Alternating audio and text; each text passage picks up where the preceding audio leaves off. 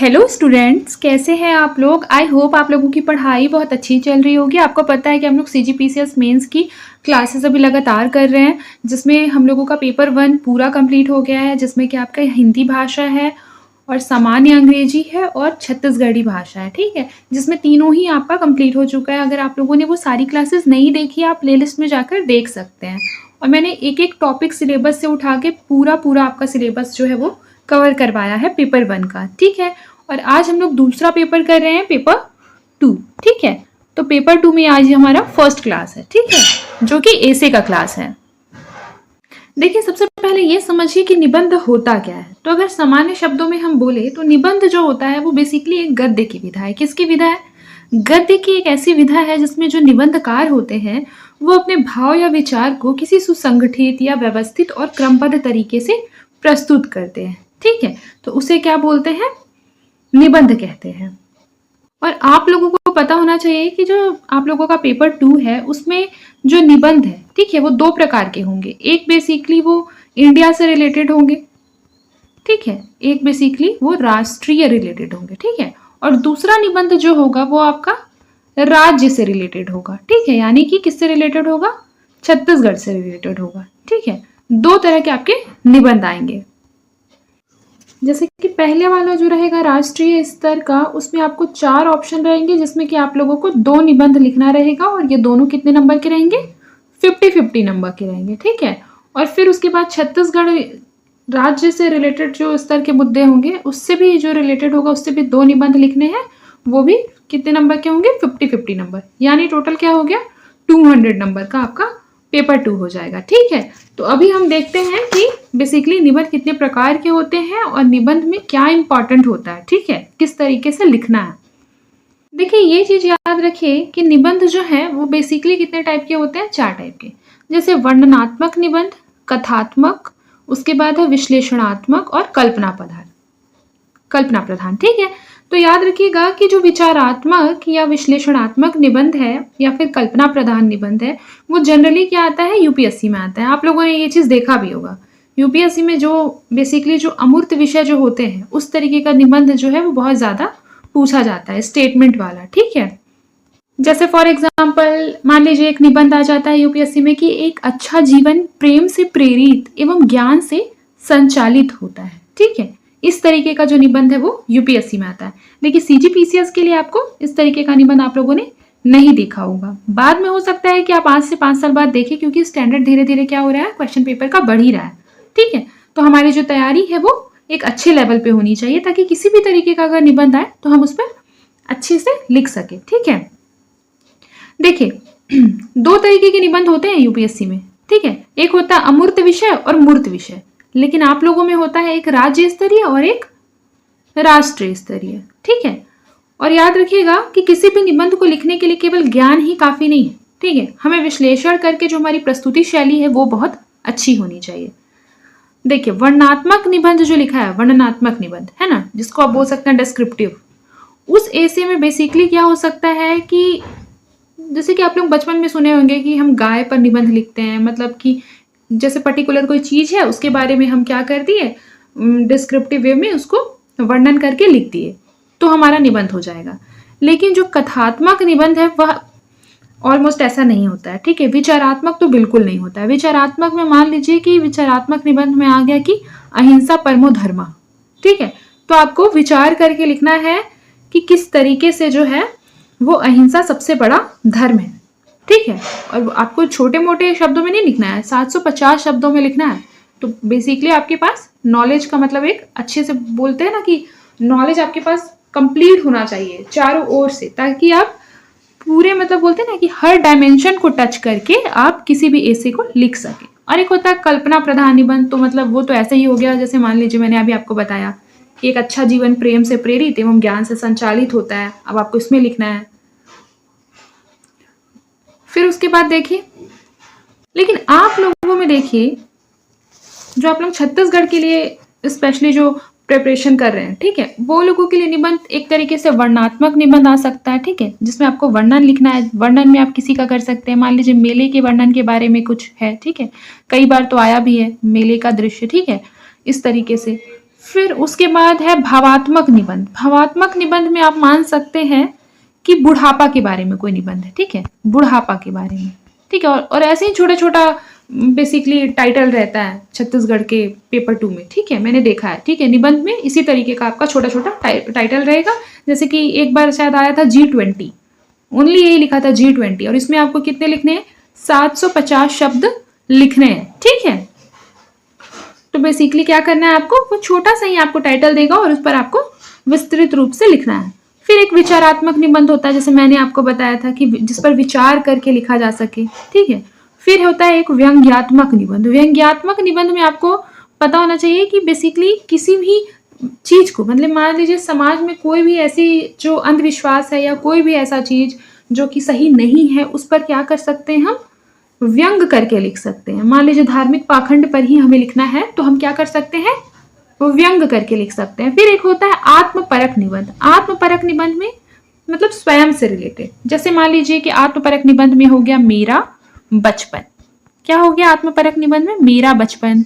मान लीजिए मेरा जीवन लक्ष्य, मेरी प्रथम रेल यात्रा, या फिर मान लीजिए मैं प्रधानमंत्री होता तो। इस तरीके का निबंध जो है आप लोगों ने बचपन में पढ़ा भी होगा, इस तरीके का निबंध भी आ सकता है, ठीक है। लेकिन बेसिकली आपका जो निबंध है वो टच करेगा एक राज्य स्तरीय को और एक राष्ट्रीय स्तरीय को। लेकिन हम जब बोलते हैं ना कि जब हमको 1 2 3 4 आएगा तभी हम क्या करेंगे, आगे की गिनती सीख सकेंगे। तो हमको सबसे पहले क्या करना है, ये देखना है कि एक अच्छा निबंध लिखा कैसे जाता है। फिर उसके बाद हम ये देखेंगे कि आपके जो PYQ में जो निबंध आया है हम वो लिख सकते हैं कि नहीं, ठीक है। आइए अब आगे बढ़ते हैं। देखिए टिप्स, यहाँ पर आपको कुछ टिप्स दिखे हैं, ठीक है, जो कि क्या है, आप किस तरीके से निबंध लिखेंगे, आपके निबंध को क्या करेगा, वो इनरिच करेगा। तो देखिए सबसे पहले क्या कीजिए कि आपकी प्रस्तुति शैली तो एकदम शानदार होनी चाहिए, है ना, ताकि किसी को भी ऐसा ना लगे पढ़ के, जैसे मान लीजिए कोई एग्जामिनर है और उसको जो आपकी कॉपी चेक कर रहा है उसको ये ना लगे कि कितना बोरिंग, मतलब ऐसे है कि वो बीच में ही छोड़ दे रहा है। उसे पढ़ने का मन करे, मतलब उसके जो धागे हैं उस निबंध के चारों डायमेंशन के वो एक दूसरे से जुड़े हों। ऐसा नहीं कि ये इस ओर जा रहा है, ये उस ओर जा रहा है, ठीक है। मतलब चारों जैसे निबंध है आप लोगों ने लिखा और मान लीजिए कि उसकी कुछ बातें बाहर से जा रही हैं, कुछ बातें अंदर की ओर आ रही हैं, कुछ फिर बाहर की ओर जा रही हैं, इस तरीके का नहीं, सारे एक दूसरे से क्या होने चाहिए, कनेक्टेड होने चाहिए, तब जाके एक अच्छा निबंध बनता है। सबसे पहले देखिए सही विषय को चुनना। क्या करेंगे आप लोग, सही विषय को चुनेंगे और उसके लिए आप लोग ज्यादा टाइम नहीं लेंगे क्योंकि आपको 4 ऐसे लिखना है, याद रखिएगा, तो ज्यादा टाइम हम ले नहीं सकते। देखिए सही विषय को चुनना, 5 मिनट में आप लोगों को विषय चुन लेना है कि मैं क्या लिखूंगा, कौन सा निबंध मुझे लिखना है। फिर विषय को समझिए, ठीक है, उसके सारे डायमेंशन आपको क्लियर होने चाहिए। मान लीजिए कि जैसे मैंने आपको बताया, जैसे मान लीजिए एक निबंध है, हम ऐसे एग्जाम्पल के लिए ले रहे हैं, जैसे ये आपका निबंध का टॉपिक है कि सत्य जिया जाता है सिखाया नहीं जाता। तो सबसे पहले आप क्या करेंगे, आपको इसका सारा डायमेंशन क्लियर होना चाहिए कि सबसे पहले आप जानेंगे कि सत्य क्या होता है, ठीक है, सबसे पहले ये जानेंगे। आप किसी भी बुक के कोट से इसे शुरू कर सकते हैं, ठीक है। मान लीजिए आपने सत्यम शिवम सुंदरम वाले कोट से शुरू कर दिया, ठीक है, या फिर सत्यमेव जयते भी लिख सकते हैं, कोई दिक्कत नहीं है, ठीक है। उसके बाद आप इस बात को बेसिकली बताइए कि सत्य होता क्या है, उसकी परिभाषा बताइए। फिर जीवन में उस सत्य का क्या उपयोग है, क्या महत्व है, ये सारी चीजों पर विचार डालिए, ठीक है। सत्य हमारी आस्था से जुड़ा होता है, इस तरीके से आप पॉइंट बना सकते हैं, ठीक है। फिर उसके बाद लर्निंग क्या होता है, ठीक है, सीख क्या होती है लाइफ में, सीख जो है वो नैतिक आचरण में किस तरीके की भूमिका निभाती है, ठीक है, इस तरीके से आप पॉइंट बना सकते हैं। फिर मान लीजिए कि जनरली कभी कभी ऐसा होता है, लर्निंग जो होता है वो फेज के साथ आता है, मैच्योरिटी के साथ आता है, जीवन दृष्टि बदलने के साथ आता है, ठीक है। तो इस तरीके से आप क्या करेंगे, इस जो ये पॉइंट है, ठीक है, ये जो ये वाक्य है उसके हर डायमेंशन को क्या करेंगे, टच करेंगे, और तब इस एक परफेक्ट क्या होगा, ऐसे बनेगा, ठीक है। इस चीज को याद रखिएगा। तो यही चीज यहाँ कह रहा है कि सबसे पहले क्या करना है, विषय को समझ लेना है कि उसमें पूछा क्या है। फिर देखिए रैंडम थिंकिंग, पॉइंट्स गैदरिंग, जैसे मैंने अभी आपको ये भी बताया कि किस तरीके से हमको क्या करना है, जो हमारा एसे का टॉपिक है उसके चारों ओर का पॉइंट बनाना है, ठीक है, इस चीज को अच्छे से याद रखें। फिर देखिए सिनॉप्सिस। सिनॉप्सिस हाँ कि सबसे पहले मान लीजिए आपको इंट्रो लिखना है, फिर बॉडी में कौन कौन से पॉइंट रहेंगे, कंक्लूजन में आप क्या लिखेंगे, आपको कौन कौन से कोट लिखने हैं, उस तरीके का सिनॉप्सिस क्या करेंगे आप बना लेंगे, अपनी रूपरेखा तैयार कर लेंगे। फिर देखिए इंट्रोडक्शन। ठीक है, इंट्रोडक्शन जैसा मैंने आपको बताया, ठीक है, इंट्रोडक्शन अपनी भूमिका बना ले कि आपको किस विषय में लिखना है, जैसे मैंने अभी आपको एग्जाम्पल देके भी बताया है। मेन बॉडी जो होगा उसमें आपका 80% ऐसे का भाग जो है वो क्या होगा, मेन बॉडी में आएगा। ठीक है, और इंट्रो में आएगा 10% भाग, और बाकी जो कंक्लूड करेंगे आप अपने ऐसे को उसमें भी आपका 10% भाग आएगा। इस तरीके से आपका 10 + 80 + 10 में यह आपका ऐसे जो है वो डिवाइड होगा। ठीक है फिर एक बार खुद से उसको रिव्यू कर लें कि हाँ मतलब किस तरीके का हमने एक ऐसे लिखा है, वो एक दूसरे से कनेक्ट हो पा रहा है कि नहीं, उसके जो सारे महत्वपूर्ण बिंदु हैं वो एक दूसरे से किस तरीके से अच्छी तरह से जुड़े हुए हैं, ताकि पाठक को क्या हो, एक लाइन से वो क्रमबद्ध रूप से पढ़ता जाए और पाठक को आनंद की प्राप्ति हो। जैसे मान लीजिए ऐसे का टॉपिक है विशिष्टता की खोज। ठीक है, तो ये आपका ऐसे का टॉपिक है। तो सबसे पहले आप ये समझिए कि विशिष्टता क्या होता है। तो किसी भी महान खोज में लगना, किसी भी महानता की खोज करना या उसके लिए प्रयासरत होना क्या होता है, विशिष्टता की खोज कहलाता है। ठीक है, अब देखिए सबसे पहली बात ये कि विशिष्टता की परिभाषा लिखिए। ठीक है, विशिष्टता का जो स्वभाव होता है वो किस तरीके का होता है, सभी व्यक्तियों में तो भिन्न भिन्न होगा, है ना, किसी में कुछ विशिष्ट हो सकता है, किसी में कुछ विशिष्ट हो सकता है। सबसे पहले विशिष्टता जो है, एक्सीलेंस, उस पर क्या कीजिए, विचार कीजिए। ठीक है, कि एक्सीलेंस क्या होता है। सबकी क्षमताओं के अनुसार जो एक्सीलेंस होता है वो क्या होता है, अलग अलग हो सकता है। मान लीजिए कि कोई फुटबॉल बहुत अच्छा खेलता है पर कोई पेंटिंग बहुत अच्छा करता है। ठीक है, कुछ लोग पढ़ाई में बहुत अच्छे होते हैं, कुछ लोग स्पोर्ट्स में बहुत अच्छे होते हैं। ठीक है, तो इन सारी चीजों पर आप क्या कीजिए, सबको टच कीजिए। ठीक है, आंसर्स के लिए जैसे फॉर एग्जाम्पल के लिए यहाँ पे एग्जाम्पल भी लिखा हुआ है। जैसे मान लीजिए कि फुनसुक वांगडू। फुनसुक वांगडू आप लोगों को पता होगा 3 इडियट का मेन कैरेक्टर। ठीक है, उसमें भी एक्सीलेंस है और चतुर रामलिंगन में भी एक्सीलेंस तो था ही। ठीक है, भले दोनों का जो वे था वो जस्ट अपोजिट था, दोनों का वे बिल्कुल अलग था, तो आप दोनों की तुलना भी कर सकते हैं यहाँ पर। ठीक है, इंट्रो लिखते वक्त जैसे मान लीजिए एकलव्य में, जैसे देखिए सचिन तेंदुलकर या विराट कोहली, फिर अंबेडकर जी में, महात्मा गांधी जी में। ठीक है, देखिए इस तरीके से क्या कर सकते हैं, आप कुछ अच्छा लिख सकते हैं। जैसे मान लीजिए कि स्टीफन हॉकिंस में भी आप लिख सकते हैं, ये तो बहुत बड़े एग्जाम्पल है एक्सीलेंस के। ठीक है, अब देखिए जो हमारा विशिष्टता की खोज, ये हमारा जो टॉपिक है, अब इसके सामाजिक, आर्थिक, राजनैतिक, दार्शनिक और उसके भौगोलिक जो मुद्दे हैं उस पर प्रकाश डालिए। ठीक है, एक एक करके पॉइंट वाइज। सबसे पहले क्या, क्यों, कैसे, कब, कहां, कौन, ये प्रश्न के आधार पर ही आपका एक परफेक्ट ऐसे बनेगा। ठीक है, इस चीज को एकदम अच्छे से याद रखिएगा। जैसे यहां देखिए कि विशिष्टता क्या है, सबसे पहले इस पर जोर डालिए कि विशिष्टता क्या है। तो अपनी मूल क्षमताओं को पहचानना, यह क्या है, विशिष्टता की खोज करना है। अपने रुचि को पहचानना कि क्या हमारा इंटरेस्ट है, किस चीज में हमारा इंटरेस्ट है, ये क्या हो जाती है, विशिष्टता हो जाती है। सबसे पहले जो टाइटल है उस वो क्या है, सबसे पहले उस पर ही आपको जोर डालना है। फिर उसके बाद देखिए क्यों, विशिष्टता की खोज क्यों आवश्यक है। तो याद रखिए व्यक्तिगत सफलता प्राप्ति के लिए आवश्यक हो सकती है, किसी के लिए सामाजिक प्रगति का जो है वो सहारा हो सकती है, किसी के लिए हो सकती है अपने जीवन में जो अकेलापन है, अधूरापन है, उसे दूर करने का माध्यम भी हो सकती है। इन सब चीजों पर भी गौर डालिएगा। अब देखिए कहां। ठीक है, तो विशिष्टता की खोज कहां से हो सकती है। तो याद रखिए सबसे पहली बात तो जो सोसाइटी है वो इससे क्या करेगी, आप अगर कुछ भी नया करने जाएंगे, नए राह पर जाएंगे, तो सबसे पहले तो आपका पैर खींचेगी, उस रास्ते को और मुश्किल बनाएगी। ठीक है, इस पर थोड़ा मतलब आप गौर कर सकते हैं। जैसे कि देखिएगा बहुत से लोग जो गेम या स्पोर्ट्स में रहते हैं, सबसे पहले उनका मनोबल डाउन करने के लिए कह देते हैं, पढ़ोगे लिखोगे बनोगे नवाब, खेलोगे कूदोगे बनोगे खराब। तो कहीं ना कहीं क्या है, ये किस लिए है, उनका मनोबल गिराने के लिए। तो इस तरीके के लोग आपको समाज में मिलेंगे, इस पर भी आप कह सकते हैं। फिर कुछ समाज में विशिष्टता को आसान भी बनाते हैं, जैसे कि यूएसए, जापान, यूरोप में क्या होता है, वहां आसान बनाते हैं। फिर देखिए कब, ठीक है, विशिष्टता की खोज जो है वो कब आरंभ होती है? तो व्यक्ति या तो बचपन से ही ऐसा चाहता है या तो जीवन के किसी समय में उसमें परिवर्तन हुआ तब हो सकता है।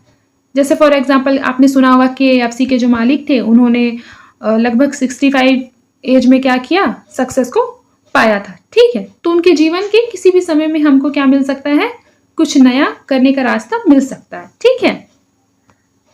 अब देखिए कौन, ठीक है, तो कोई भी व्यक्ति, विशिष्टता की खोज कौन कर सकता है, कोई भी व्यक्ति कर सकता है, जो कि समाज में, जब समाज का प्रत्येक व्यक्ति एक्सीलेंस प्राप्त करे, जैसे कि पैसा, शक्ति या सम्मान, तो यानी कि कोई भी कर सकता है, ठीक है। कैसे कर सकता है, अपनी प्रतिभा को पहचान के कर सकता है, प्रतिभा के क्षेत्रों को पहचान के कर सकता है। इस तरीके से हम क्या कर सकते हैं, अपने प्रतिभा को पहचान सकते हैं, एक्सीलेंस की खोज कर सकते हैं। और समाज को उसमें कैसे भूमिका निभाना चाहिए, तो क्या करना चाहिए, समाज को प्रतिभावानों की पहचान करनी चाहिए और उन्हें क्या करना चाहिए, किसी भी कार्य के लिए इनकरेज करना चाहिए। स्कूल कॉलेज में भी जो टीचर्स हैं उनको फोकस करना चाहिए कि कौन सा स्टूडेंट जो है वो उसकी रुचि किस चीज में है, ठीक है। और टीचर्स को भी क्या करना चाहिए, बच्चे को इनकरेज करना चाहिए, ठीक है। कई बार हम अपने अंदर वो जो क्वालिटी होती है वो अपने गुण नहीं देख सकते, लेकिन जो दूसरा है वो हमारे गुण और अवगुण दोनों ही क्या कर सकता है, जल्दी देख सकता है हमारी अपेक्षा, ठीक है। तो इस तरीके से आप क्या कर सकते हैं, एक परफेक्ट ऐसे लिख सकते हैं, ठीक है। अब देखिए सिनॉप्सिस कैसे बनाना है। तो सबसे पहले इंट्रो, ठीक है, इंट्रो आपको सबसे पहले लिखना है। और इंट्रो आप कैसे लिख सकते हैं, मान लीजिए कि आप लोगों ने किसी कविता या किसी स्टेटमेंट से क्या किया, भूमिका लिख दिया, या फिर आप किसी प्रसिद्ध कोई घटना है उससे लिख सकते हैं। आपको अगर कोई एक डेटा पता है उससे लिख सकते हैं, कोई प्रसंग पता है उससे लिख सकते हैं, या मान लीजिए आपके निजी जीवन में ही कोई घटना घटी हो आप उससे भी लिख सकते हैं, ठीक है। जैसे कि आपको कीवर्ड जो है, जैसे मैंने आपको बताया था, विशिष्टता की खोज जो है उसी कीवर्ड को, जो कि आपका टॉपिक है, उसको समझाने के तरीके से भी लिख सकते हैं। जैसे मैंने आपको विशिष्टता की खोज में सबसे पहले विशिष्टता होती क्या वो बताया, विशिष्टता की खोज क्यों आवश्यक है ये बताया। इस तरीके से भी आप कर सकते हैं, ठीक है। इस तरीके से क्या करना है, आपको एक ऐसे लिखना है, फिर उसके बाद आप बॉडी लिखेंगे और उसके बाद कंक्लूजन लिखेंगे। अब हम कल की क्लास में देखेंगे एक ऐसे लिखकर, जो मतलब मैंने ही लिखा है, लेकिन बस मैं आपको दिखाऊंगी कि मैंने वो उस ऐसे को लगभग 20 मिनट मुझे लगे थे लिखने में, और उससे पहले मैंने उस टॉपिक को देखा भी नहीं था, लेकिन वो लिखते लिखते प्रैक्टिस इतनी हो गई थी कि मैंने 20 मिनट में वो ऐसे लिखा है। वो उतना परफेक्ट ऐसे नहीं है, बट आपके समझने के लिए ठीक है कि हम कम समय में किस तरीके से एक अच्छा निबंध लिख सकते हैं। तो वो हम कल की क्लास में देखेंगे। आज के लिए बस इतना ही, मिलते हैं नेक्स्ट क्लास में। तब तक के लिए अपना ख्याल रखें और मन लगाकर पढ़ाई करते रहें।